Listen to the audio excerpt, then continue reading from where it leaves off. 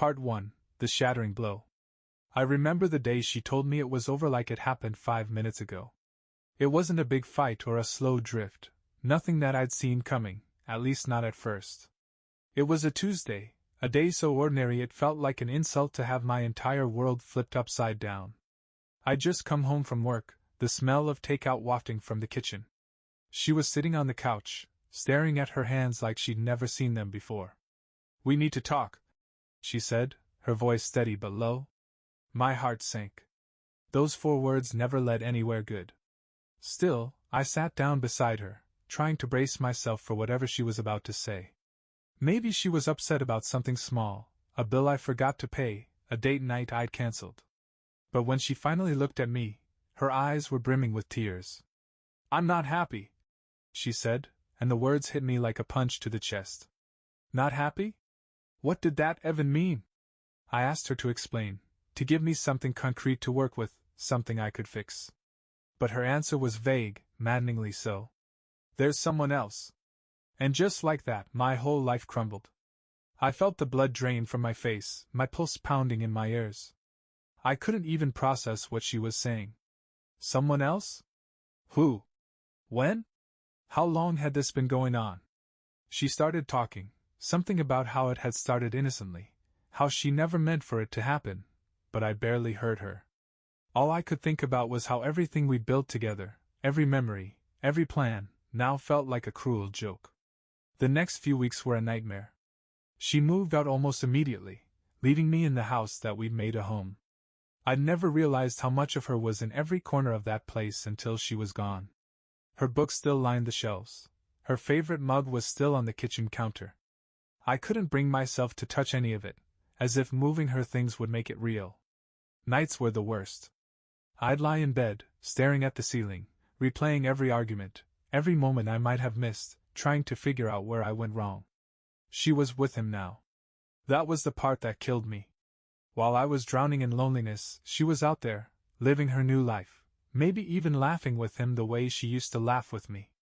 I felt like a ghost in my own life. Part 2. The Unexpected Call. It was a quiet Saturday afternoon, and for once, I wasn't drowning in the weight of everything that had happened. I had just come back from a morning run, something I'd picked up recently to clear my mind and fight the insomnia that had become my constant companion. The world outside was cold but bright, the crisp winter air still clinging to my skin.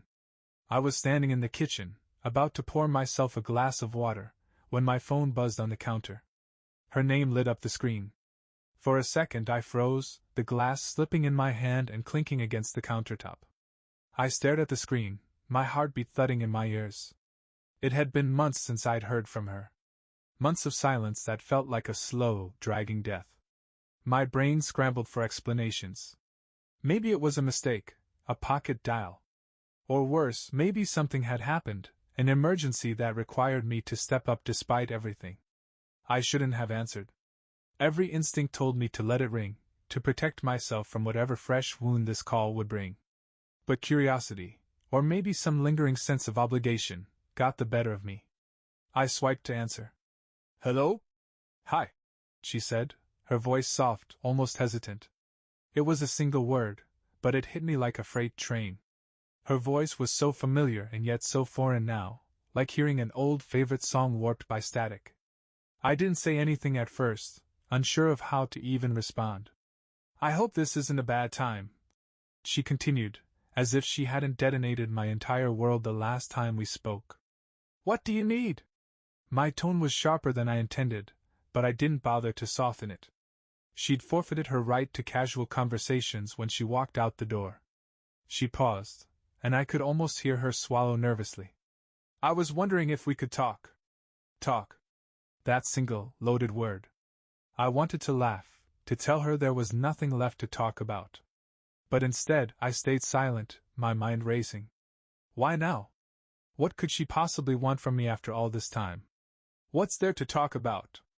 I finally asked, keeping my voice flat. "Can we just meet?" she asked, her tone pleading now. "Please? I promise I won't take up much of your time." I should have said no. I should have told her to go to hell and hung up. But the truth was, I wasn't over her. Not even close. Despite everything, some part of me still longed for her, still wanted answers, closure, something. Against my better judgment, I agreed. Tomorrow, I said. 2 o'clock. That coffee shop on 5th. Thank you, she said, her voice small. I hung up without saying goodbye, my hands trembling as I set the phone down. The rest of the day passed in a haze. I went through the motions of errands and chores, but my mind was elsewhere, spinning scenarios of what she might say. Was she calling to apologize? To explain herself? Or worse, was she calling to ask for something, money, help, some kind of absolution? The next day, I arrived at the coffee shop 10 minutes early. I wasn't sure why, habit maybe, or nerves. The place was busy, the low hum of chatter filling the air. I grabbed a seat near the window, my eyes darting to the door every few seconds. When she walked in, I almost didn't recognize her. She looked different. Not worse, exactly, but worn down. Her usually styled hair was pulled back in a messy bun, and her clothes hung a little looser on her frame. She spotted me almost immediately and offered a hesitant smile before making her way over. "Hi," she said, sliding into the chair across from me. "Hi." My voice came out colder than I intended, but I didn't apologize. She didn't deserve warmth from me, not yet. We sat there in awkward silence for a moment before she finally spoke. "Thank you for meeting me. I know I don't have the right to ask for your time, but I needed to see you." "What do you want?" I asked, cutting straight to the point. Her eyes dropped to her hands, which were wrapped tightly around her coffee cup. I made a mistake," she said, her voice trembling. I raised an eyebrow but said nothing. "I thought I knew what I wanted," she continued. "I thought leaving was the right choice, but it wasn't. It was a terrible mistake." Her words hit me like a slap to the face. For months, I'd imagined this moment, wondered if she'd ever realize what she'd thrown away. But hearing it now, in real life, didn't feel triumphant or vindicating. It just felt hollow. "I miss you," she said, her voice cracking. "I miss us. I know I don't deserve a second chance, but I had to try. I had to tell you how sorry I am." I stared at her, trying to process what she was saying. She looked so fragile, so broken, and for a moment my heart softened. But then I remembered the pain, the sleepless nights, the way she'd left without a backward glance. "You miss me?" I repeated, my voice tinged with disbelief. "You mean now that your fantasy didn't work out? Now that you've realized the grass isn't greener?" Her face crumpled, tears streaming down her cheeks. "It's not like that," she said. He wasn't who I thought he was. It ended badly. But that's not why I'm here. I'm here because I still love you. I never stopped loving you." Her words stirred something in me, hope, anger, longing. But mostly, I felt exhaustion. I wasn't sure I had the strength to go through this with her. "I don't know what you expect me to say," I replied finally. "You walked away, and now you want me to just forget everything and take you back?" "No," she said quickly. "I don't expect that. I know I have a lot to make up for. I want a chance to try." I didn't respond. I couldn't. My thoughts were a swirling mess, a storm of love and betrayal and uncertainty. "I'll give you time," she said softly. "Think about it. Please."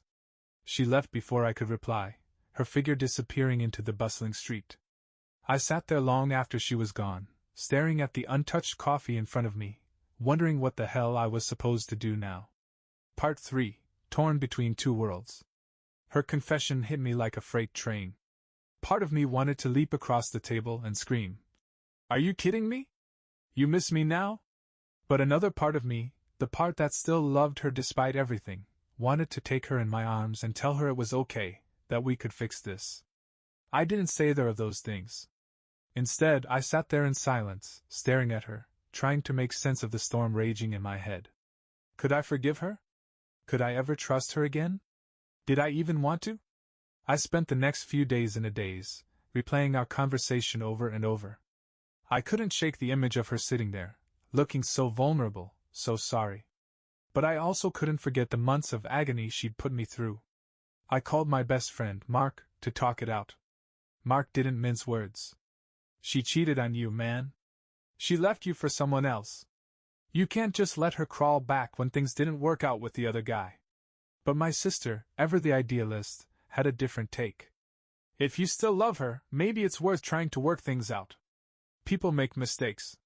What matters is whether she's willing to put in the effort to make it right. I didn't know what to think. All I knew was that the ball was in my court now, and the weight of that decision was almost too much to bear. Part 4. Testing the waters. Agreeing to meet her again wasn't easy. In fact, it was one of the hardest decisions I'd ever made. The sheer weight of her betrayal still sat heavy on my chest, like an anvil that wouldn't budge. But no matter how much anger or resentment I carried, I couldn't ignore the flicker of curiosity. What if there was something worth salvaging? What if this was the beginning of an impossible, yet remarkable, second chapter? But it wasn't going to come cheap. If she wanted back in, she'd have to fight for it. That much I knew. So when I messaged her a few days later, I made my conditions clear: counseling. Lots of it. And complete honesty, no half-truths, no omissions. If she was serious about fixing things, she'd have to put in the work. She replied almost instantly. I'll do anything. Anything. The word rang in my ears, hopeful but tinged with desperation. I wanted to believe her. But part of me knew that trust was a long way off. Our first session was scheduled for a Tuesday evening, and I spent the entire day alternating between anxiety and dread. When I arrived at the therapist's office, she was already there, sitting in the waiting room with her hands clasped tightly in her lap. She looked up as I walked in, offering a tentative smile. I didn't smile back. Not because I wanted to hurt her, but because I didn't know if I still knew how to. The therapist, Dr. Miller, was a calm, no-nonsense woman with piercing eyes that seemed to see straight through you. She ushered us into her office, a cozy space with soft lighting and an overwhelming number of throw pillows. After some brief introductions, she got straight to the point. So, why are we here? She asked, her gaze shifting between the two of us. I glanced at my wife, waiting for her to speak first. She hesitated, her hands fidgeting nervously in her lap. I want to fix things, she said, her voice barely above a whisper. I made a mistake, a terrible mistake, and I want to make it right. Dr. Miller turned to me. And you? What do you want from this process? What did I want? The question caught me off guard. I hadn't really thought about it beyond wanting answers, maybe closure. I don't know, I admitted. I want to understand. And I want to know if there's anything left worth saving. Dr. Miller nodded, her expression unreadable. Good. Honesty is a solid place to start.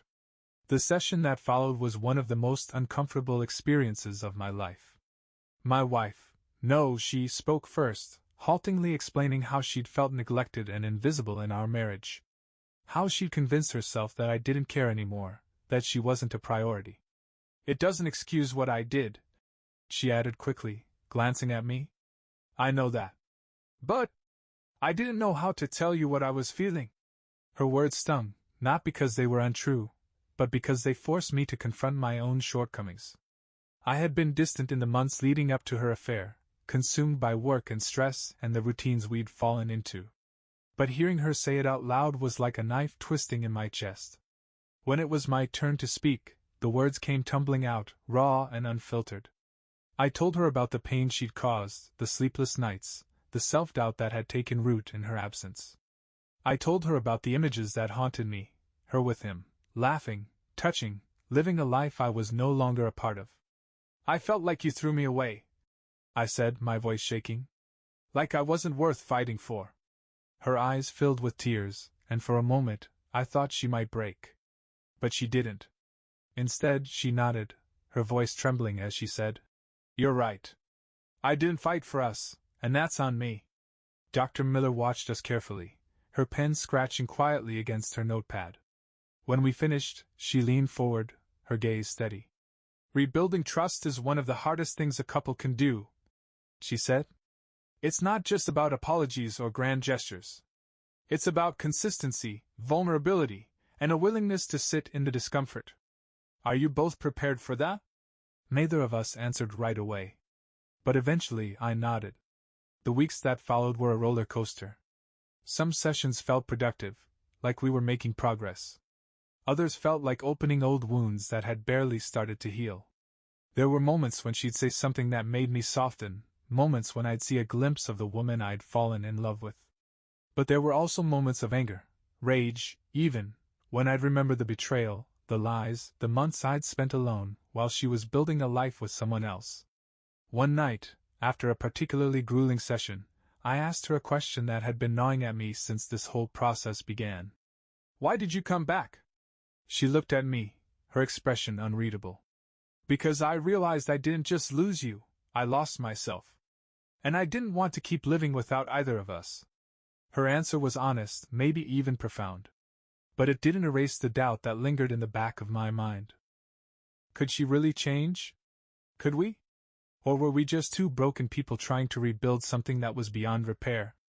Those questions hung over every session, every conversation, every quiet moment we shared. And though I didn't have the answers yet, I knew one thing for certain: this wasn't going to be easy. Part 5: The Unraveling Truth. It was during our 5th counseling session that the cracks started to show, not in the foundation of our marriage, which was already rubble, but in her defenses. Up until that point, most of what she shared felt rehearsed, like she'd spent hours in front of a mirror practicing her lines.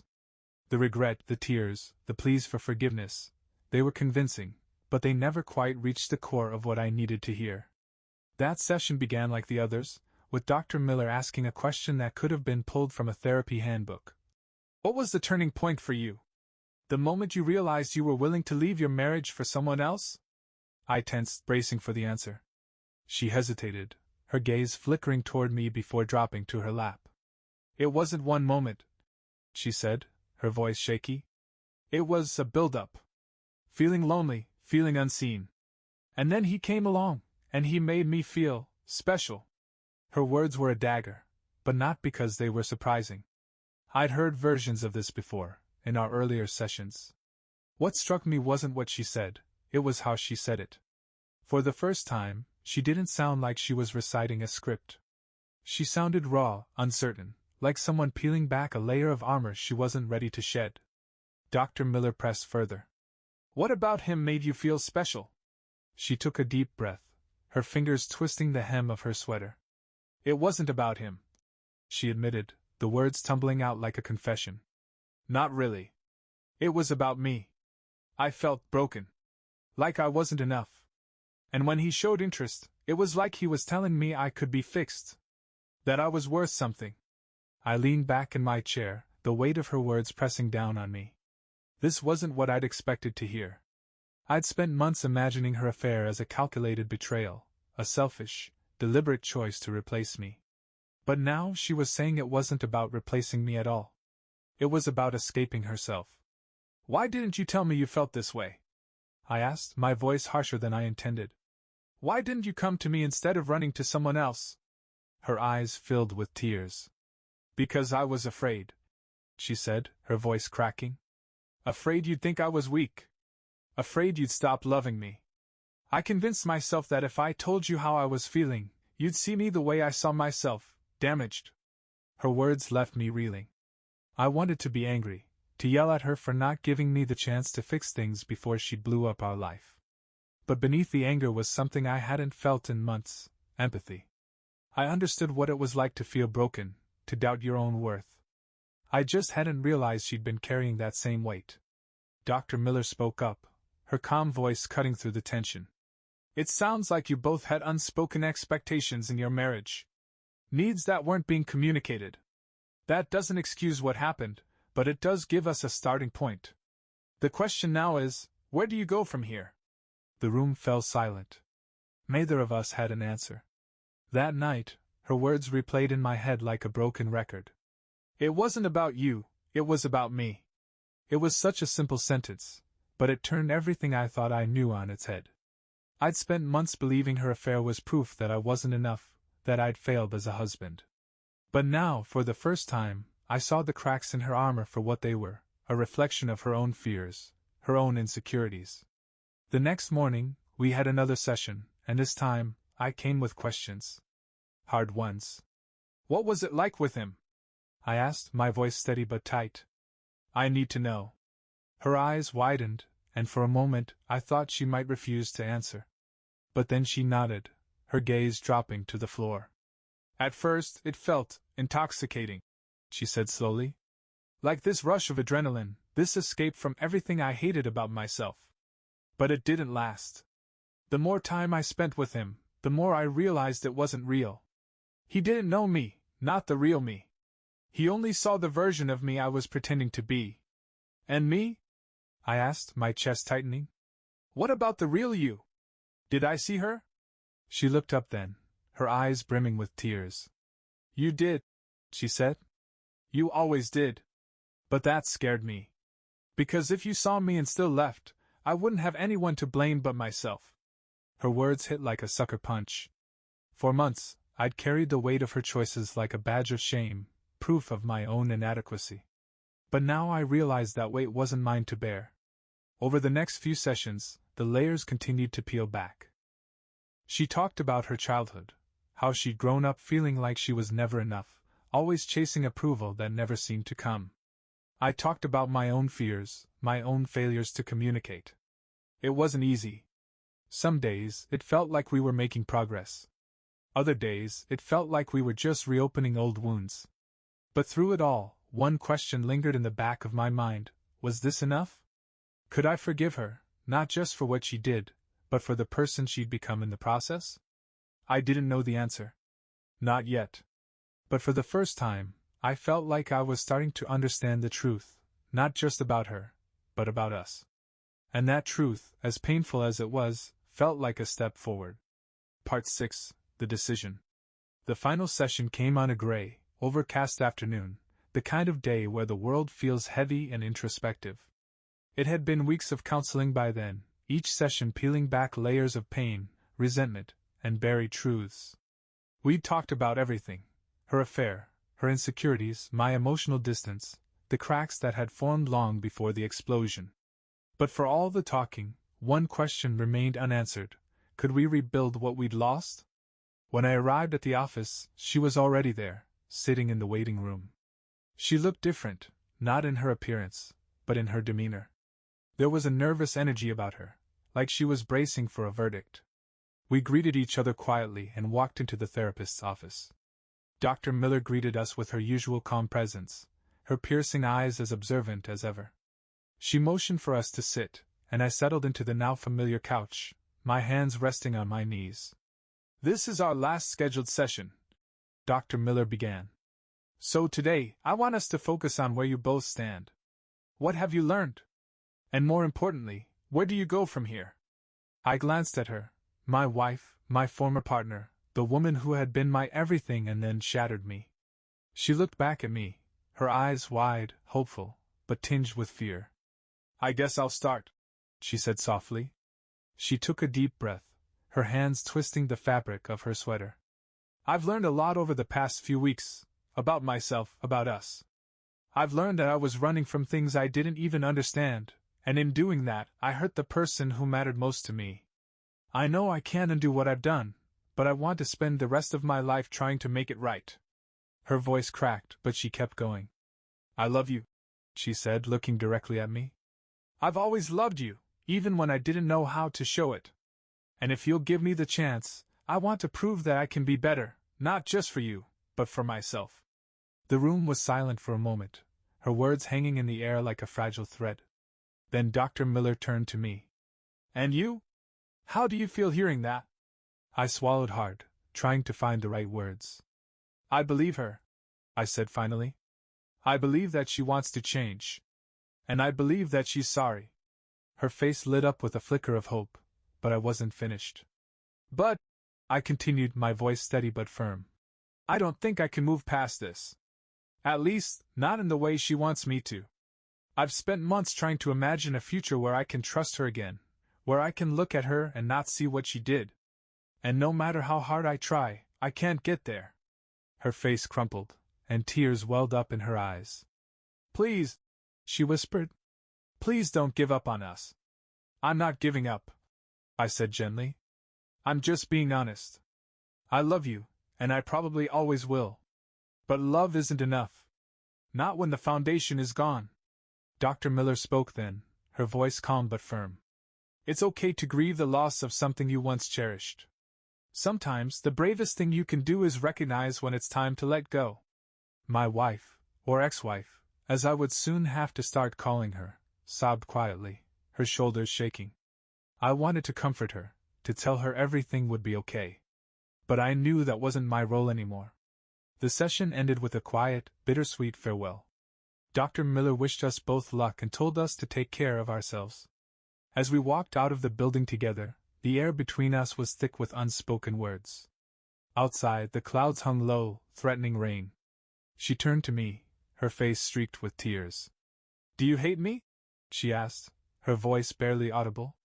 I shook my head. "No. I don't hate you. I don't think I ever could. But I can't go back either. I need to move forward, and I think you do, too." She nodded slowly, wiping her eyes. "I'm sorry," she said, her voice trembling. "For everything." "I know," I said. "And I forgive you. But forgiving doesn't mean forgetting." She hugged me then, a tentative, fragile embrace. I let her, if only for a moment, before stepping back. "Take care of yourself," I said, and with that I turned and walked away. As I made my way to my car, the first drops of rain began to fall, cool and cleansing. I sat behind the wheel for a moment, staring out at the gray sky. I felt lighter. Not happy, not yet. But lighter. Driving home, I thought about what lay ahead. A future that was mine to shape, free from the shadows of betrayal and doubt. It wouldn't be easy, but for the first time in a long time, it felt possible. And as the rain pattered against the windshield, I realized something. Sometimes, the most loving thing you can do isn't holding on. It's letting go.